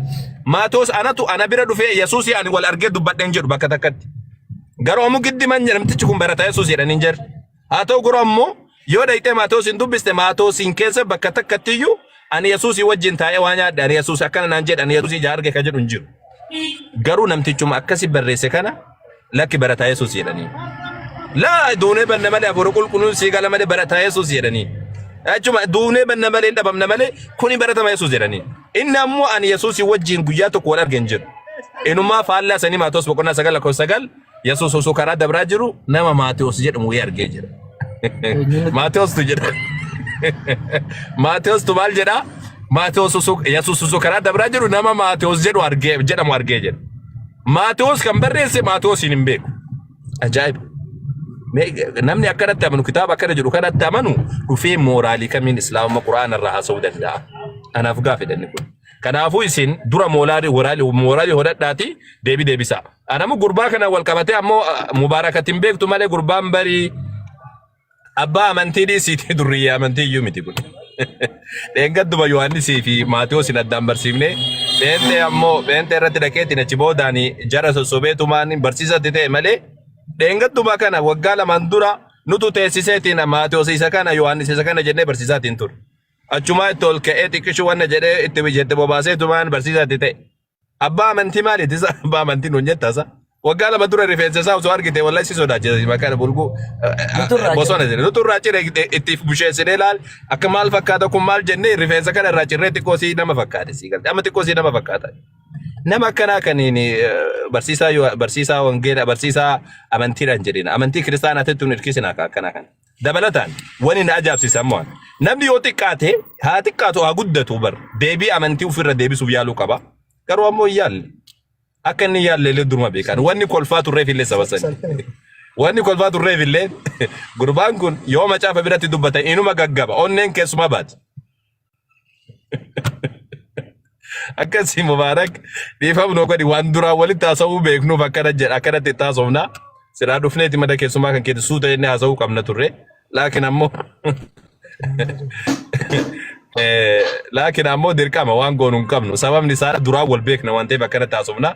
Mucaa obboleessa kan keetti sanillee Rabbi subhaanahu wa ta'ala sammuutti isaa deebisu. Osoo waan biraa dhiiseetii dubartii wajjin taa'ee sirba sirbu san osoo dhiisee gaarii. Dhaasuma kana dhaamaa fi isa kana dhaamaa fi dubartii wajjin sirbu san osoo dhiisee gaarii. Waan biraa wanni amantiidhaa yeroo biraa qorachuu danda'a. Taani immoo Rabbi subhaanahu wa ta'ala beeka. Wasalaamu alaikum wa rahmatullahi wa barakatuh. Salaamu alaikum wa rahmatullahi wa barakatuh. Deebiin deebi'ee jira. Wanni amma kanarra dabalulleen hin jiru. Keeyyata lamichaa ayata Quraanaa lama qofa dubbisee eegas himee warra kiristaanaa kas jala jirtan isintu deebisamee macaafa keessanirra jechuudha eega bulees keessan deeme yookaan barsiisan keessan deeme. Waa'ee Quraanaa Ustaaz Farhaanii fi Ustaaz Awwalis akka gaariitti deebisanii jiranii Rabbiin Quraana isaa keessa suuraa Al-Baqaraa bismillah 2 aayaa 97 irratti maal jedha? قل من كان عدوا لجبريل فإنه نزله على قلبك بإذن الله مصدقا لما بين يديه وهدى وبشرى للمؤمنين. نمني سبب جبريل إسا قرآن رقوم ساوان إسا دراتي في كان قرآن درا كان فاجنا توراة إنجيل في زبور فا أكسو مؤمن توتاف أجيل فما في أجيل فما قمتشوته فئ ربيتين جبريل في ساعة فين وان كان فئ ربيتين een irratti bu'e jennaan onnee kee irratti waan buuseef quraanni yeroo bu'e onnee ergamaa rabbiitti irratti bu'e quraanni bu'e kun akkamitti akka bu'e takka takkaan laalla yoo rabbi nu laaffise maal jedhe onnee kee irratti waan buuseef jibriiliif diina ta'e dallansuu isaatiin haaduu jedhe man kaana aduwwan lillaahi wa malaa'ikatihi wa rusulihi wa jibriila wa miikaala fa inna allaha aduwwun lilkaafiriin jedha namni rabbiif malaa'ikootaaf ergamtootaaf jibriilii fi mikaa'eliif diina ta'e kaafira dhugumatti rabbiin kaafirtootaaf diina walaqad anzalna nutin dhugumatti ilaalle quraana jechuun maali akka gaarii ibsanii jiranii nutin dhugumatti keeyyattoota quraana jechuun keeyyattoota ifa ta'an gara keetti buufnee jirra isaanitti kan kafaru finciltoota malee hin jiru jedhe duuba rabbiin. Jibriil alayhi salaam fedha ofiitiin yookaan immoo ofirraa kaaseetii miti quraana kan fide. Rabbitu isa erge. Ergaa rabbiiti kan geessu. Ergaa kana immoo eenyurra fide jennaaniin ergamaa rabbiiti irratti buuse jechuudha. Yeroo bu'us onni ergamaa rabbiiti irratti bu'e. Quraanni jechaan bu'e, qawliin bu'e, jechaan bu'e jechuudha. Okay? Kan eegaa kana jenne warra kiristaanaa mee waa isin gaafadhaa, wanti takkiitiin isin gaafadhu maali? Kuni kan isin argaa jirtan macaafa qulqulluudha jettanii amantanii. Macaafni kun achirraa seera uumamarraa ka'ee deema. Okay? Seera uumamaatirraa ka'ee deema. Fakkeenyaaf tokkumarraa yoo kaasnee yoo dubbisne Waaqayyo jalqabatti wantiiwwan waaqaa fi lafa uume jedha. Eenyu nutti maa jira Waaqayyo anatu uume maan jenne eenyu jedha kuno. Waaqayyo jalqabarraa kaasee wantiiwwan waaqaa fi lafa anatu uume jedhu asitti. Lafti bifa hin qabu oonas ture. Callabboo gad fagoo irra dukkanaa'u ture. Hafuurri Waaqayyoo bishaan irra in socho'a ture. Eenyu nutti maa jira kana? Namni waan kan nutti maa jiru eenyu? Waaqayyo ta'uu ragaan meetu takka. Okay. Kanaasuma dhiifnee dhageeffadha warra kiristaanaa yeroo baay'ee waa'ee quraanaa gaafattanii mee kan nutti mahayyi Waaqayyo akkana dubbata kan eenyu jedhe fakkeenyaaf kun weedduu caalu. Maal jedha isheen dubraa? Jaalalli kee daadhii waynii irra waan caaluuf jaalalli kee daadhii waynii irra waan caaluuf afaan koo keessa na dhungadhu. Fooliin urgooftuu dibata kee namatti tola. Maqaan kee dhaamuunis kan urgooftuu dhangala'eeti. Kanaafuu dubroonni si jaallatu jedha. Kuni xalayaa jaalalaati malee jecha rabbiiti Waaqayyo akkanatti dubbata. Na fudhadhu sokkii dafnee hin fiigna. Gara diinqa keetti na geessi yaa mootii. Nuyi dubartoonni sitti hin gammadnaa. In ililchinas jaalala kees daadhii waynii caala in jajannaa. Dubroonni hundinuu dhugumatti si jaallatu. Ani gurraatti yoo ta'e iyyuu miidhagduudha yaa intaloo Yerusaalem yaa warra akka qodoo Qedar yaa warra akka golga Solomoonis ani gurraattii waanan ta'eef aduu waan na gurraachesseefis ija anatti hin baasinaa obboloonni koo anatti dheekkamanii iddoo dhaaba waynii isaanii na eegsifatanii maal irraa baranna amma kana mee waa'ee quraana gaafachuudhaan duratti kana maal irraa baranna? Ani gurraattii waanan ta'eef aduu waan na gurraachiseef jedha. Maali kun jecha yeroo Waaqa dubbataa jira kana? Maal irraa barattan amma kana? Maal nu barsiise kuni? Kana qofaa miti keeyyattoota kana wal fakkaatan hedduu isinii fiduu dandeenya. Maal irraa baranne kun? Yaa isa garaan koo jaallatu bushaayee kee eessa tikfatta? Bushaayee nu hin beekami? Waarettis eessa boqochiifta? Ani maaliifan karra bushaayee firoota koo bira asii fi achi joora jette. Dargaggeessichi jedha amma. Yaa ishee dubartoota hundumaa irra miidhagdu. Ati ofii keetii hin beektu yoo ta'e bushaayee faana dhayii adeemii. Ilmoolee kee godoo warra tiksoota bira dheechifadhu jedha. Maal irraa baranna kana jecha Waaqayyo kasini jecha Waaqayyo itti ni amtan. Mee asumaanuu wanni guddaan uummanni kiristaanaa as tuqanii achi tuqanii waa meeqa jettaniif kaayyoo keessa guddaan Yesuus Waaqa godhuuf. Mee Yesuus dhugumatti Waaqa mee keeyyattootuma Yesuus Waaqa gootan fida. Yoo waa'ee Yesuus hin gaafannu waaqummaa isaatirraa waan isin nu deebistan hin jiru. Yoo waa'ee Baabila irraa isin gaafannu wanni Baabila keessa jiru waan akkanaati. Mee keeyyattoota abbaa afur qofa dubbisa. Yesuus maal jedhee dubbate kan qofa nutti hima. Numarruu jannata barbaanna. Yesuus maal jedhee dubbata. Kuni kasin agarta wangeela Maarqos boqonnaa 12:28 irraa barsiistota seeraa keessaa tokko yeroo isaan waliin morkatan dhaga'ee Yesuus deebii gaarii akka deebiseef yommuu arge. Gara isatti dhiyaatee abboomiin inni hundumaa irra caalu isa kam jedhee gaaffii isa gaafateedha. Namatu Yesuus hin gaaffii gaafate. Yesuus deebisee inni hundumaa irra caalu dhagayyaa Israa'el. Gooftichi Waaqayyo keenya jedhe Yesuus jechaa jira. Gooftichi Waaqayyo keenya kophaa isaa gooftaa jechaa jira. Yesuus kan jechaa jiru gooftichi Waaqayyo keenya kophaa isaa gooftaadha. Yesuus hin sobu guutumaan guutuu amantan. Inni Yesuus hin sobne sun ammoo waan jedhe dhagayyaa Israa'el. Gooftichi Waaqayyo keenya kophaa isaa gooftaadha jedhe. Gooftichi kophaa isaa gooftaa ta'e isa maaliif hin gabbarreedha? Takka lammaffaa. Kuni akkasiin argaa jirta wangeela Yohaannis boqonnaa 17:3. Waaqayyo isa tokkichaa jedha macaafni. Sadi ka jedhu isaa fiddan. Sunis isa dhugaati. Yesuus Kiristoos isa ati ergites jedha. Yesuus qaama isa erge qaba. Ergamaadha. Beekuun isaanii jireenya bara baraati. Beekuun isaanii akkas jechuun hin beekne jechuudha. Okay? Itti fufee ani lafa irratti ulfina siif kenneera. Osoo Waaqa ta'eef maaliif qaama biraatiif ulfina kenna? Waaqni akkamitti qaama biraatiif ulfina kenna? hojii akka ani hojjedhuuf hojii itti kenname hojjeta ati anaaf laattees raawwadheeraa jedha. Hojii waaqaa raawwatuu dhufe itti fufna Maatewos 27 irratti. Gara sa'aatii 9ffatti Yesuus sagalee guddaadhaan eelii eelii laamaa sabaktanii jedhee waammate jedha. Kunis Waaqayyo koo eenyu waammata? Yesuustu yaamataa jira. Yesuus inni waaqa nuun jettanitti nu yaamaa jirtanii ganamaa galgala inni Waaqayyo koo jedhee yaammata. Nama Waaqayyo koo jedhutti maal jennee waaqa jenneetti dhufna? Maaltu yaadame maal yaaddaniiti yeroo nama Waaqayyo koo jedhee waaqa ofii gabbaru waaqa nuun jettan?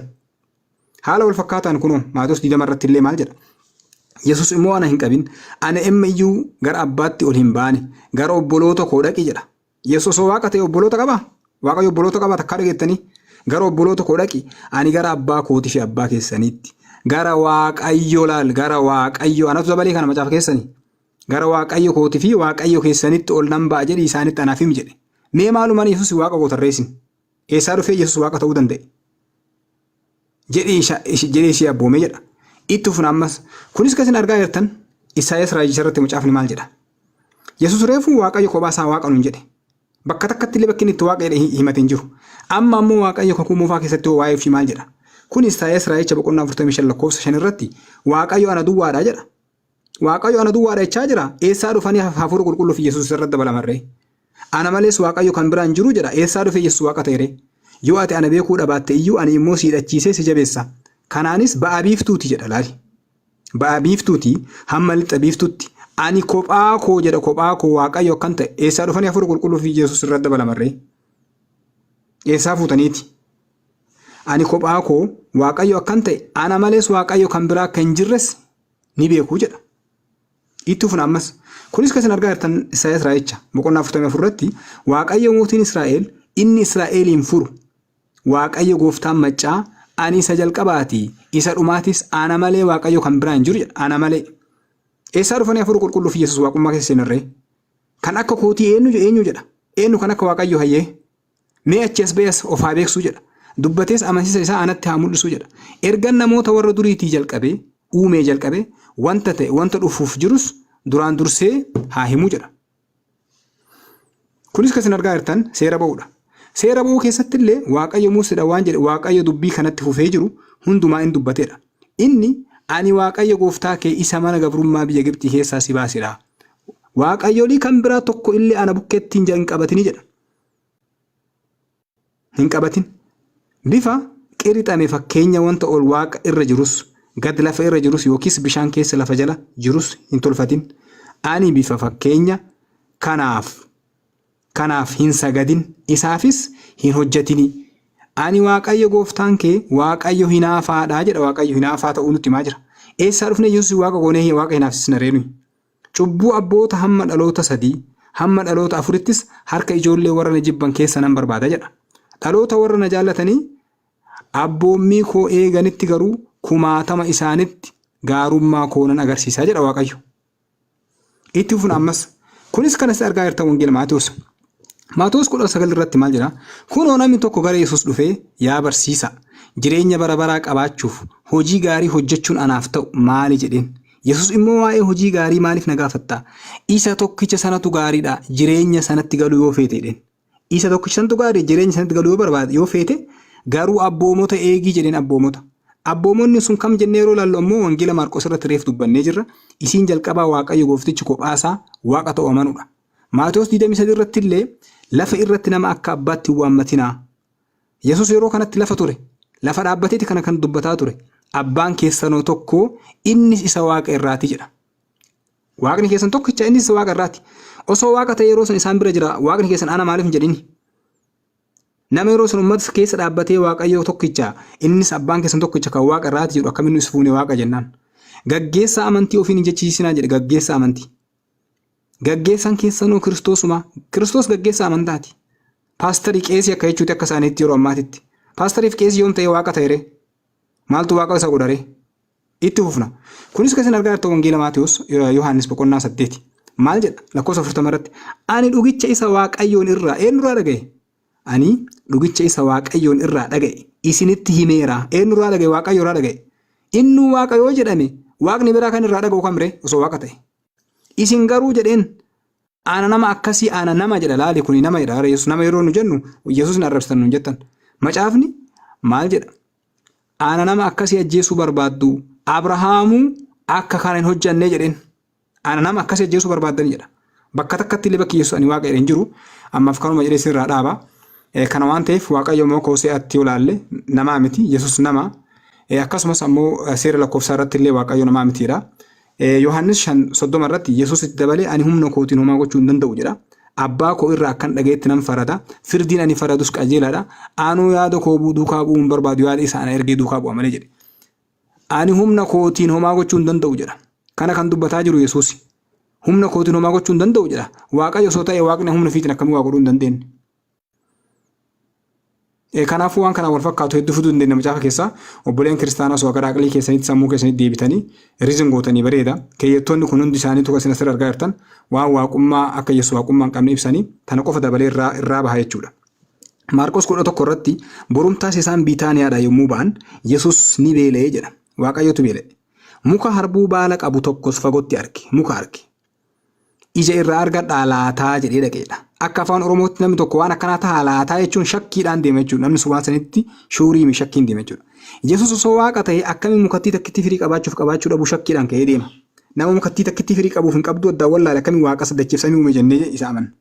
Mukattii sana eenyutu uume? Kanaafuu Yesuus uummata quban qabu jechuudha. Inni mukicha bira ga'ee baala malee waanuma tokko irraa dhabe jedha. Yeroon isaa yeroo harbuun ijatti godhattu hin turre jedha. Yesuus yommus maal jedheen mukichaan hoomtunuu deebi'ee ija sirraa hin nyaatinii bara baraan jedhee barattoonni isaa kana jedhu dhagahanii jedha. Waaqummaan meessa jirtire nama mukattii takkitti beelee mukattii takkitti irraa firii argatuuf irraa argadha laataan ka'ee deeme yeroo kam inni waaqa nuu ta'e kana yeroo ammaa kana gabaree hin beeku. Akkamitti beekumsi nama qaama waaqa jedhamu tokko beekumsa gabaree hanqata. Nama mukattii takkitti firii qabduuf hin qabdu wallaale akkamitti waaqa kenna jenna. هذا من العجائب أكاس إن شاء الله بوليس كنا جرس لهم ماريو تنرفت سندبرسا أبدي جرتا السلام عليكم ورحمة الله وبركاته. وعليكم السلام ورحمة الله وبركاته. سجمري نمشي غافيو لقي فتشان توري غافي دبلو دافري فتشاتوري لما فهموا أجبر بروف دوغو غرسوفي كمالي waa hubatee nama hubachiisuudhaaf rakka dhiphachaan turre innaa dhugaa waan baay'ee irraa haasa'anii ustaazonni keenya isinillee waan baay'ee irraa haasoftaniittu waan hunda balullee hin jiru macaafa qulqulluu isuma nuyi lallabaa turre isuma nuyi barsiisaa turre wanta haaraa waajiin dhufee fidu hin jiru ta'ee macaafa kan biraa wanti inni barreessu hin jiru isuma nuyi dubbisnee gara islaamummaatti dhufnedha. Jalqaba irratti waaqayyo macaafni qulqulluun kun sagalee kooti yookiin immoo kan kooti jedheeyyuu hin jiru. Namootatu sagalee waaqayyooti jedhee dubbachaa ture malee waaqayyo konfirmeeshinii kenna hin jiru. Waa'ee macaafa qulqulluu macaafni kun kan kooti yookiin immoo sagalee kooti jedhee konfirmeeshinii illaanne. Inni kan biraan hafuurri qulqulluu macaafni kun anaan barreeffame geggeessaa kootiin barreeffame. Injenne waaqa argatee hin dubbata sagalee kenna aangoo dubbachuullee qaba waan ta'eef hafuurri qulqulluullee hin dubbanne macaafni kun geggeessaa kootiin barreeffame jedhee waan dubbate hin qabu. Barreessitoonni macaafa qulqulluus macaafa kana nutu barreesse yookiin immoo geggeessaa hafuura qulqulluutiin barreessine jedhanii waan ragaa bahan hin qabanii. Quraanni silayyuu akka kan rabbii ta'e yookiin immoo akka rabbii buuse beekamaadha. Sababiin isaa humna rabbiif jecha rabbii haasa'a waan ta'eef qixa qaba mitiiree haasaan namaa jira haasaan waaqaa jira qixa rabbii haasa'a waan ta'eef akkaataa rabbiitti haasa'a waan ta'eef utuunni macaafni kun kan koomite anatu buuse anatu eega utuunni hin jenne ta'ee gowwaan jaamaan duudaan akka inni macaafa rabbii ta'e tilmaamuu hin dadhabu. Gamnaaf haalatu galaa gowwaaf itti himan iyyuu hin galu jedha. Kanaaf iyyuu wantoota akkasii gaafachuun wallaalummaa ofii mirkaneeffachuudha yookiin immoo addunyaa yookiin fuulduratti baafachuudha.